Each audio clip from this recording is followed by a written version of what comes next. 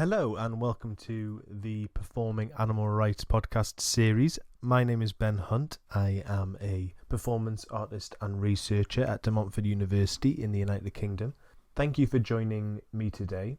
This is a really interesting episode with Yvette Watt, who is an artist who was the brainchild behind Duck Lake, which involved a group of dancers in hot pink tutus and hard hats performing on a floating stage to music from Tchaikovsky's Swan Lake at a opening of a duck shooting season at Malting Lagoon on the east coast of Tasmania.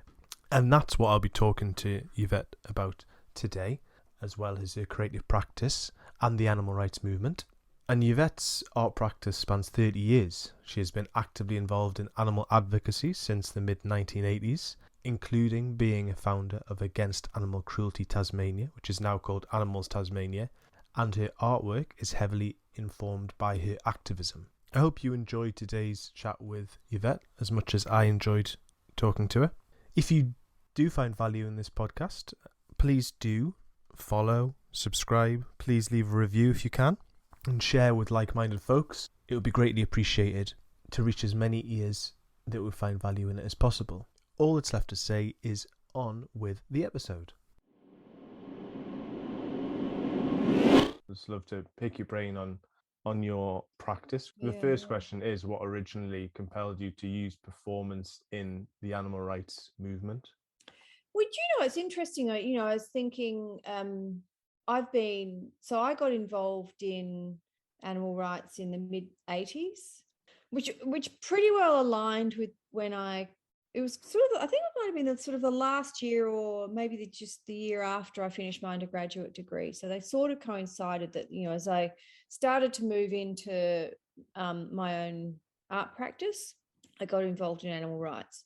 And when I think back to, and so that happened because I joined Animal Liberation WA. So I think it was like 1985 or 6 or something. I can't remember exactly. And Animal Liberation in Western Australia was quite an active organisation, and we would hold quite a lot of events. And when I think about it, sorry, there's a cat trying to get on my lap. It's okay. When I think about it, it's amazing how often some kind of performative thing was a part of our protests and demonstrations. And I didn't ever consider what we were doing at the time. In a weird sort of way, I didn't really think about it as a creative thing. It was just what we needed to do to draw attention to an issue, because the media is always looking for novelty. And performance, in the many ways we might think about that term, is a way of doing something that has some sort of visual that the media can pick up on, so that they've got an opportunity for something that's worth videoing or taking a photograph of. They have an image, they've got something there to tie it to. So when I think about it in that respect, it's been a part of my involvement in animal rights for all of my time in animal rights in various different ways.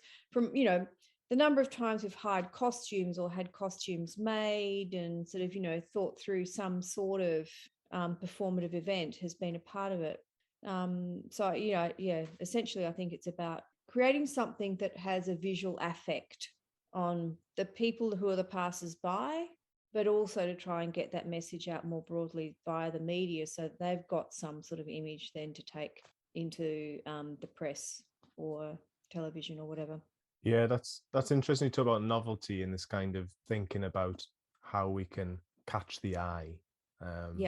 So from the novelty, from this kind of visual kind of idea, the costumes and stuff, what were the steps towards you going, I want to do the Duck Lake project and create something more spectacular than just a novel kind of part of activism? Yeah, look, I mean, this is an interesting one because, I got out of grassroots activism quite some time back. I kind of got a bit burnt out by it, but also I'd spent sort of 20 years, on committees, and I really struggled in the end with interpersonal stuff around managing, because I tended to be, I started 2 different groups, and It was great, but I kind of had got to the point where I needed to do something else. And one of the few things that I continued to do after I'd sort of backed out and was trying to get my master's, my PhD and things done, was I continued to go to the annual opening of the duck shooting season. And I've been living in Tasmania since 1999. And Western Australia, where I'm originally from, banned duck shooting in 1990, I think it was, must have been, yeah. And I was at the last, heavily involved in the campaign around all that, etc. And then when I got here, I was sort of lying low for a while. I'd had a pretty difficult time with the organisation, a couple of organisations in WA. And then in 2003, ended up at the opening of the duck shooting season here. And there was a relatively small number of us. And then I think the following 2 years, I can't quite remember. Duck shooting was banned in 1990 in WA. I can't remember the exact years. It was 95, and around that time in New South Wales and Queensland. It's never been allowed in the ACT. So Victoria and New South Wales and Tasmania, who are, you know, 3 states that are sitting down on the east coast there, with Tasmania obviously across Bass Strait and its little island, are the 3 main states that continue with it. It's a much smaller thing here because we also have a very small population, but it continues on. When there's a drought, in some years, both Victoria and Victoria and South Australia, I should say, will call moratoria on their duck shooting seasons. Tasmania always goes ahead, and then we have all of these shooters who come down to Tasmania from the mainland because we still go ahead with it. So we kind of had this relatively quiet year in 2003. And then I think it was the following 2 years, it was just crazy. There were kind of people, shooters, and all of the duck rescuers also come from the mainland down to Tasmania. So these big years. And so for a while there, it kind of rolled around, and there, you know, with this kind of momentum. And then for some reason, I think one year I had glandular fever, and I think another year I had to go interstate for a wedding or something. And I missed 2 years in a row. And I went back, and there was hardly anybody there. It was like, it was just, and I'd pulled back from the animal rights organisation that was primarily responsible for organising it. And I was really quite distressed to see how little was going on there. But in those good years, when I say a good year, I mean when there were lots of duck rescuers on the water, I have to say it's one of the things I least look forward to year by year. It's such an unpleasant thing, and by no means as unpleasant as it is in some mainland states where you've got, you know, ducks falling all around you and guns going. It's very spread out. The lagoon is enormous, and the shooters have their hides, and it's quite a different thing. But I can remember a couple of years, one year in particular, several years, I can't remember how many before Duck Lake, standing in the middle of this freezing cold lagoon, and actually a bit bored in part because you're waiting. I mean, we do a really effective job of keeping the ducks from the shooters' guns, but it just drags us hours of this. And then I think it was the president of Animal Liberation New South Wales, Mark Pearson, was a big opera fan. All right. And somehow there's this I can't explain how these things happen, but I ended up in my mind thinking about Swan Lake and thinking about how it's such a gendered thing. You know, it's all of these blokes, as we call them in Australia, in their camo gear, and they're out there drinking beer and shooting guns. And I thought, you know, what would be the counter to that? And I just started to conjure in my mind this crazy scenario, a performance of ballet on the lagoon in pink tutus, and Swan Lake was the obvious thing to do because Molting Lagoon is so named because swans go there in large numbers for their annual molt, and the lagoon becomes covered in their feathers. It was like this crazy sort of scenario of just your mind going off on some crazy tangent. And then when I went up there and, you know, years later, and things had gone so devastatingly quiet and there were so few rescuers, I don't know, I suddenly started to think, is this even possible? You know what? I think I'm going to do it. And I think it was a few months later, I ended up contacting a friend of mine who was a filmmaker. And I spoke to Rafe about it and said, I want to do this thing. Would you help me with filming the process.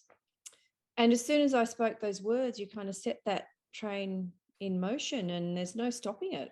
And it just took off from there. So I knew at the time that, coming back to that thing around novelty, that one of the main points about that was we can't get media up there. It's a remote location. We couldn't even get protesters up there. So it really was about drawing attention to this issue that was an ongoing issue and that had gone very quiet. Just for clarification, was it lack of activists there, rescuers? Yeah. This Yep. kind of this need to do something big. Was it to maybe attract more rescuers in, or just to make a big statement? Absolutely. Yep. So attract more rescuers, bring attention to the issue again, have something for the media to actually go up there for. That's interesting how it's the more artists and creatives in the animal rights movement I talk to, the more interesting that the art isn't just for the non-activist spectator, but for the activists themselves as well. Absolutely. Which is it's a horrible thing to go up there.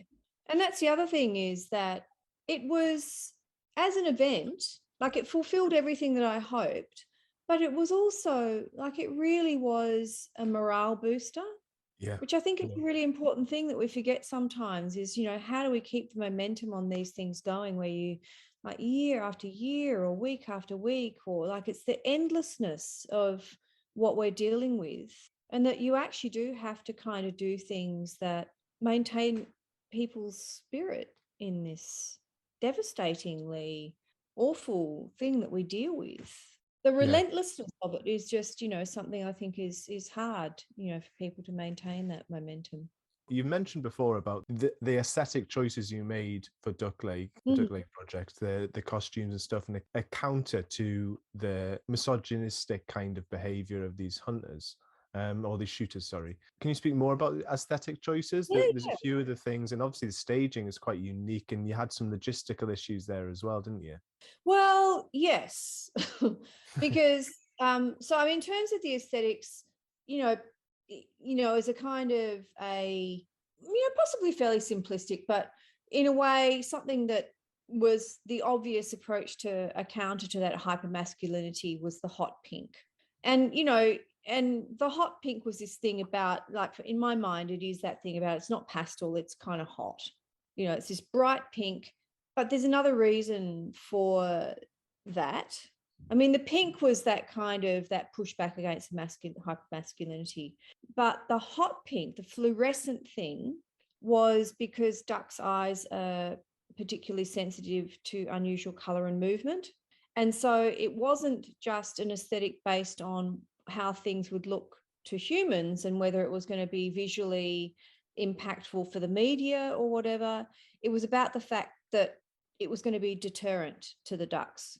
So that, which is our number one strategy, is that we get out there by the hides and we get out there with bright coloured flags, and we made these windsocks and things years ago through some really interesting research that one of our members did into this very thing, because it turns out that ducks are much more repelled by the movement than noise, according to this research anyway. So there was that, but it was also sort of, certainly around the media having something to film. In terms of the logistics, it was always going to be logistically difficult because Moulting Lagoon, and the reason we go there is that there are very few public wetlands that we can access. A lot of the shooting in Tasmania happens on private property, and Moulting Lagoon is the number one public wetland that the shooters go to. So, and ironically, as a Ramsar listed wetland of high conservation value, the whole thing is just extraordinary. But it's nearly 3 hours from Hobart. It's quite a long drive to try and kind of got to carry everything up there. There was this massive team. I mean, one thing I want to make really clear is that I may have come up with this crazy idea. It would never, ever have happened without the extraordinary support of this incredible team of people, and people who didn't even know me very well, like the Jed who designed and built the stage for me. I can't even remember how Jed found out about it. Like, he did go to the art school ages ago, but I didn't really know him, kind of, as a very kind of, friend of a friend sort of thing. And Christina, who I did know, who was a good friend of mine, but she just stepped in like, I've got no sewing skills. And she was just like, I know how to, we can sort out the tutu thing. And one of the dancers, Judy signed up thinking she might make sandwiches, and she ended up being a dancer. So, like there was this incredible generosity of an extraordinary number of people who made this happen. Jed was the one who solved the thing around the stage. I'm like, well, the stage has got to float on the lagoon. I have no idea how to make these things happen. None. I go into this thing with no idea how this is actually going to happen. So somehow, like, he knew about like these big plastic blue barrels, and we had this whole thing that just strapped onto the, they were piled in the back of his ute and my van, and these giant barrels and things strapped onto the top of his roof, etc., etc. And then Glenn, the choreographer, Glenn's not an animal rights person, but he was like, he just loved the idea of it. So he got involved, and he works. He's an ex Sydney ballet dancer, but now ran a dance organisation called, what does MAID stand for now? Adult Dance Experience. But so he was used to working with inexperienced dancers. And it was an amazing thing to watch him work with a bunch of people who are inexperienced dancers to bring this thing together, because he didn't devise the choreography. They devised it as a group. And then, we're getting close to things sort of, to the date coming near. And Parks and Wildlife somehow got wind of what we were doing. And they started to ask some questions, and they started to throw all sorts of things at me, which I thought were quite spurious, and decided that because it was going to be floating, I needed to get permission from, what's it called? Maritime Tasmania or something, some kind of, Anyway, I spoke to them and they went, no, we don't care. It's like, it's in a lagoon, and how deep is it? And I'm like, thigh deep? And they went, nah, we don't care. And they just kept throwing hurdles in our way. And eventually they just laid down the law and said, no, you can't, we won't let you do this on the lagoon. We won't let it float on the lagoon. They came up with all of these excuses. You're going to damage the salt marsh, walking it out there. And it didn't matter. I could counter all their arguments. They just were, no, it's not going to happen. You can set it up in the car park by the lagoon, but it can't be on the lagoon. I might add that all of the people who are going to be walking onto the lagoon were still going to be walking onto the lagoon, including the shooters who are dragging their punts through this very sensitive salt marsh. So it was a complete kind of, furphy around why we couldn't do this. But anyway, we set the thing up in the car park on the night before. There was quite a lot of dissatisfaction at the camp, and there were a lot of us at the camp. There was probably about 60 people. And anyway, overnight, I admit I did hear movement. I did not get out of my van, and I woke up in the morning and the stage was on the lagoon. I must admit, I would have been pretty disappointed if I'd woken up and that hadn't have happened. Yeah. Because one way or the other, we're talking about kind of alternative strategies, and it was what was interesting though is how it unfolded after that. So it's on the lagoon, the media are there, everything is going absolutely the way we wanted it to go, and the Parks and Wildlife guys at no point closed us down, let it all go ahead. And that was March. They had a bit of a word to me afterwards, but everyone seemed to be in good spirits, and I didn't think anything more was going to come. They were kind of like, you're probably going to get a letter in the mail or something. And it was late December, so between Christmas and New Year of that year, that I finally had the police knock at my door. It was so far after the fact. I wasn't home. They just left their card in the door, and I rang them because I thought maybe neighbours had been robbed or something.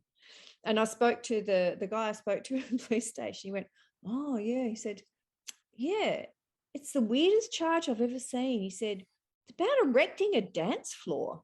I went, okay, I know what it's about. And he was incredulous that they had bothered with this and that they were being bothered with this. And his response is, surely it won't even go to court. And ultimately, they persisted. But I had and again, we just, the people, Daniel Beecher, who is a lawyer, a barrister in Melbourne. He does an enormous amount of pro bono work for animal rights groups, and particularly around duck shooting issue, but all sorts of other things as well. Daniel got onto the case, and I don't think they expected me to fight it. And in the end, when it eventually went to court, they just didn't produce any evidence, so it was just thrown out of court. Wow, what a journey. Were all the dancers on the platform activists from the shoot, like past activists, or a mixture, or? Nope. And that's the other thing. So it was kind of a word of mouth thing. Christy Alger, who was there that day, she wasn't one of the dancers, but she was there. That was her first activist event. And she's gone on to be one of the most effective and extraordinary activists I think I've ever come across. She's got one of those incredible brains. She's an incredibly amazing speaker, but also very aware of all of the issues that get tied up around ego in the movement as well, and gender, et cetera, et cetera. And yeah, so for Christy, that was sort of, the thing that got things rolling for her. And some of the dancers had been to the open days in the past, but not all of them. One of the dancers came down from Melbourne and was coming down to do the rehearsals, like flying from Melbourne to Hobart to do the rehearsals, because she'd been going to the opening of duck shooting season, which is a massive thing in Victoria, for years. And there, I mean, we have like about 1,000 registered duck shooters across the whole of Tasmania, but the population's only 500,000 people as well across the whole of Tasmania. Victoria is by far the biggest, and they've still got about 30,000 registered duck shooters, and their seasons are completely out of control. But yeah, so she was just, I want to be in on this thing. Yeah, so it was a real mix of people. And in terms of, because this is the other thing, so there were the actual, the 6 dancers on the stage, but there was, I don't know, 30 or 40 people out on the wetlands towing, with kayaks, and we'd painted all of these decoys hot pink that they were towing behind the kayaks, and they had the hot pink flags as well. So, and the lagoon is, so it's enormous, and it's very, very flat. And, because we're out there from an hour before, well, they can start shooting an hour before dawn. So the pink, like in its, you look across the far side of that lagoon and you can see these little dots of pink, like it just stands out enormously. And so there was this incredible group of people who were there doing the work that we needed to do without any of the kudos of being the performers or anything else, keeping the ducks from the shooters' guns. The vast majority, it was their first time to the lagoon. So that event wasn't even just an encouragement for activists, latent activists, but also it's an invitation as well, which is fascinating. It was doing all these different purposes on the base purpose of for the animals, for the ducks. Could you perceive the impact of that event through the shooters? Did you get any feedback from the shooters that was different to regular direct action events, the opening events you've done? It was really interesting. Obviously, though, some of them were quite riled by it. On the lagoon itself, we've always been quite careful to not provoke the shooters. Like, there's no point. We don't want to put anybody in danger. And so on that opening weekend, there wasn't immediately any great difference in the shooters' reaction. However, as we came in late morning, because they stopped shooting late morning because the ducks settle, there's one quite narrow kind of dirt track down to the lagoon, and there's a small parking bay at the end. And Jed had his ute there, and we were unpacking the stage. And we were at the tail end of just doing that, and 2 ute loads of shooters turned up. And there was me and Jed, and there were a couple of people still in the lagoon coming in, and they got very, very aggressive, really nasty. one, like, they got out of the car with their guns in their hands, their shotguns, and the first thing was that this guy says to me, "G'day, Yvette, how's it going?" And I'm like, right, so he knows exactly who I am. And it just became really quite threatening. Fortunately, and I can't remember, there was somebody else there, and I said, "Could you please go back to camp and get, because we need to get the police." And the police came and sorted it out, but they said they don't. No, sorry, Parks and Wildlife guys, and then the police, and they said they don't know who they were. They're not locals, so no idea where they came from. But interestingly, so there are two campsites quite close together. They're just bush camps. And in one of the camps, one of the shooters who goes just still set up his little kind of thing. He's there with his son, sort of, and some of the rescuers were having a chat to him, and that was all sort of fine. And then the next morning, I went out in a kayak, because we always try and stay for the following day, for the two days. We didn't perform again. And one of the shooters said, "Hey, love, can you come over this way? I want to take a photo for my mate." So I took the kayak across, because it still had the ducks trailing behind. I had the flag, and I think we still had like the tutus and stuff on. And I got chatting to him, and he was quite interesting. He said, "Bloody mad idea, but I thought it was great." And we got into this conversation about how, why it had happened, about how it was getting harder to get activists up there. And he said, "Oh, it's just like my son." He said he's asleep in the bottom of the hide. So it's an interesting mix of things. There was some pretty nasty stuff on social media afterwards. And interestingly, the following year and in subsequent years, it's interesting how it's flowed on. So like even this year, I think they feel under threat. They feel like it might actually be taken away from them. And there's been an ongoing backlash from the shooters since then. Oh, well.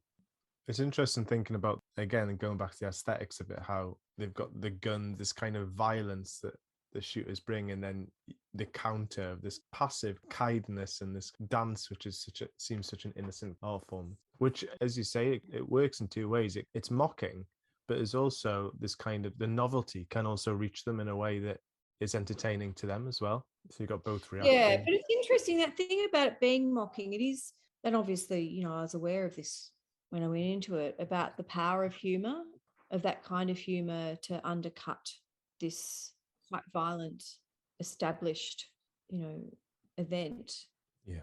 I mean, it's very easy, as an activist, it's very easy to not meet them with the violence than the shooters or hunters or whatever have, but this meets them with the aggravation, shouting. And so to turn it on its head and to have something creative and something opposite is, well, it's also, speaking from experience, it's also quite difficult to do that. It's difficult to not be riled as an activist to people confronting and threatening you. And yeah, it's such a, using performance and using creativity is such a, especially as a collective, as a collaborative, I think can give you real strength for sure.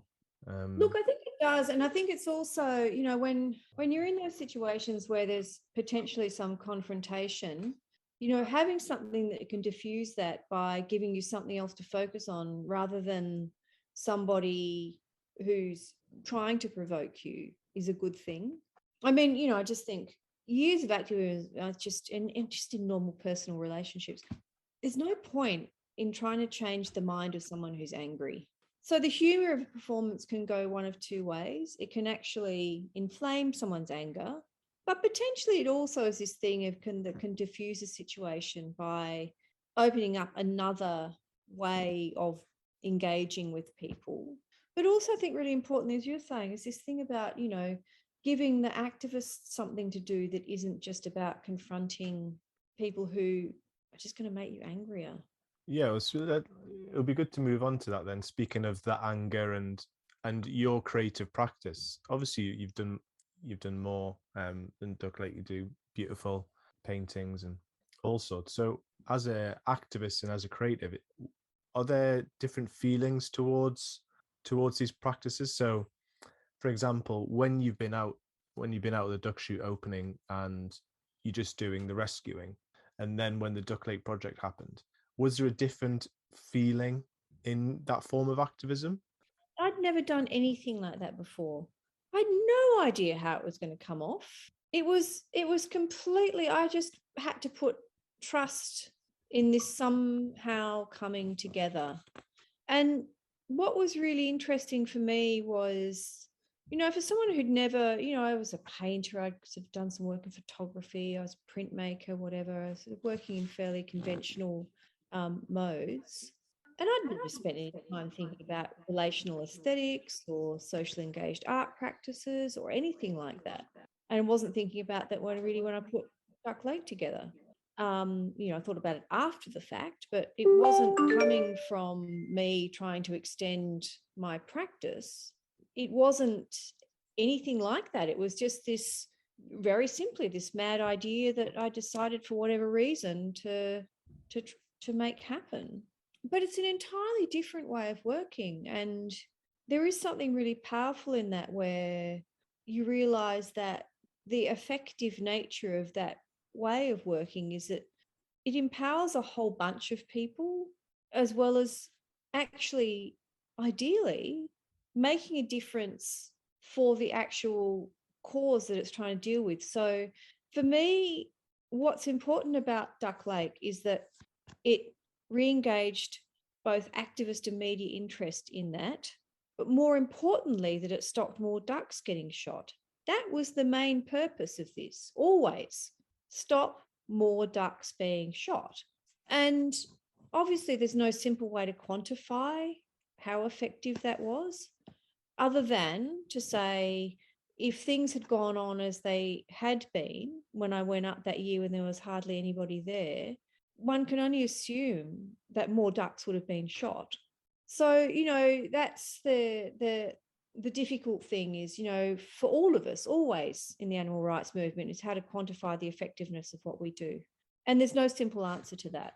But it is the thing that we need to keep in mind all the time, is that that's the main game. Yeah, totally. Yeah, you're right as well. I mean, if it kept it going at what it was without some sort of intervention, whether it's creative or not, lack of rescuers and lack of media presence, yeah, it would have just kept going for sure. And I think that's an issue in activism all around the board, of groups starting and then numbers dwindling and then becoming less effective in that way. But this point of empowerment is really interesting that you said, this empowering activists who do it already but are motivated to get back into it, and also people who are new to it. It's really interesting, Duck Lake being a kind of, as I said before, an entry point. Do you think there's something there of the novelty of Duck Lake in this really extremely tense atmosphere with the threat of violence? I mean, I've never done activism where there's guns involved. I mean, that's another level. Like, I would feel really scared to confront a hunter who's shooting in the countryside. Do you think that having this kind of accessible art project, like you said before, had made activists from that? Do you think that was also a really good purpose for performance or creative art as a way in? It's an interesting question, because I don't think there's a simple answer to that performative actions are necessarily going to bring activists in. Honestly, sometimes I'm like, oh, it's like the Extinction Rebellion thing. It's like I've been to a few and I've done the thing and I'm like, I hate this. I really hate this.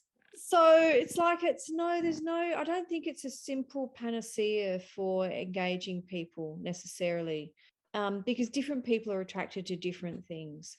The important thing about Duck Lake was that there were only actually, the 6 or 7 dancers who actually had to do the performing. Everybody else was there as a support crew.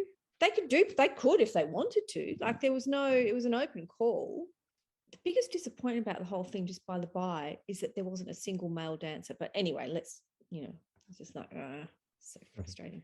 Because in my original idea, it would be a bunch of blokes in tutus. Anyway, but I think it's that thing of, it's that stepping out of ordinary life to create this thing. It's a bit like, what was that mad film, the Werner Herzog one? Oh, I can't think of the name of it anyway, where they create this opera on this float. Anyway.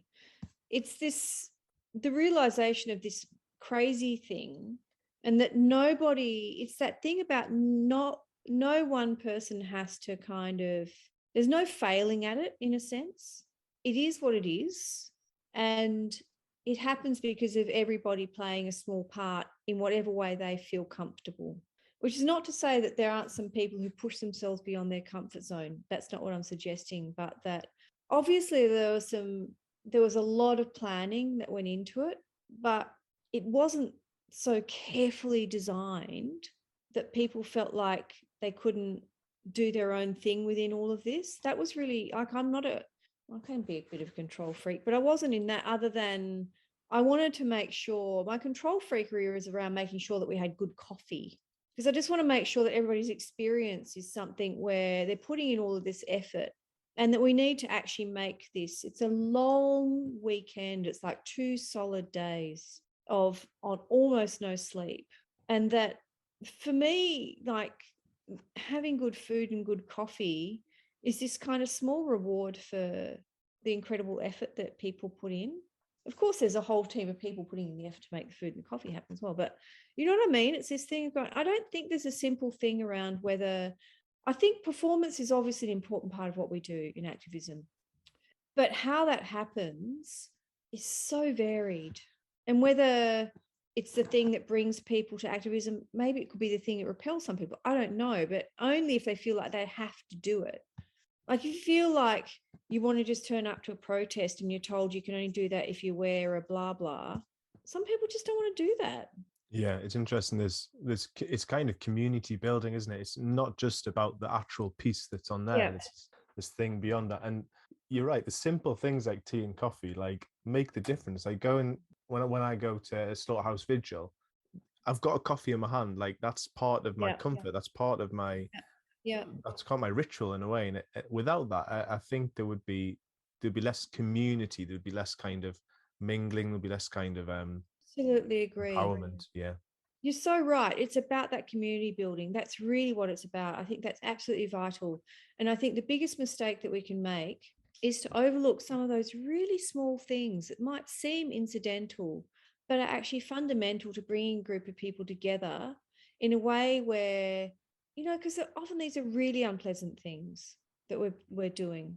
How can we make this something that isn't just a horror?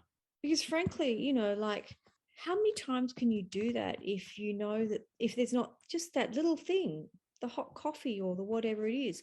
But sometimes it's also as important as the fact that there might be somebody who can't do the vigil, but they can do the making of the coffee. And that's their contribution. And they're happy to be there to do that. But that's all part of that community building.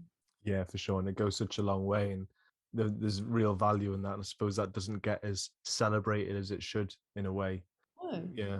Just to pick your brain a bit more on that you kind of half answered it really, but it is the big question of what role does creative arts have in the animal rights movement? Is there a certain role that creative arts plays or should play more so or less so in the movement itself? Oh boy, that's a huge question, because the creative arts itself is so massive in terms of, what mode of expression that might take. Bottom line, absolutely. Creative arts has an important role to play. And I have to say, as someone who I think the creative, like it, we're a poorer society in general if people involved in the creative arts, and this is not to say that everybody involved in creative arts needs to do this, but if there aren't, like I just think if we're not engaging with what's going on in the world as creative artists, then why are we involved at all? Like, is that not one of the most important things we do as artists, is to engage with the world around us? Now, if there aren't a good number of artists who aren't thinking around social justice issues in their works, and that has always been the case, that there are artists doing that, then there is something wrong. And if there aren't at least some of those artists who are interested in social justice issues who aren't interested in animal rights as a social justice issue, then we're really in trouble. So absolutely, the creative arts have an important role to play. I've been involved, so, like my undergraduate, in the last year of my undergraduate degree, I took animals and human-animal relationships as a building thing as my subject matter. I didn't really know what I was doing. There was no animal studies back then. This is like 1984 or something. And so it's been an interesting thing for me to watch as this has developed. And what I've seen is animal studies as a field, or human animal studies has developed as a field of scholarly inquiry, is how really from really early on, the creative arts are a part of that and continue to be so. And I think there's something about that as well. I think it's a vital part of what we do as animal studies scholars, as activists, as artists. I don't think you can neatly unpack those things necessarily. There's also no easy quantifying how effective, but you can say that for any social justice movement. So yes, I think it's incredibly important.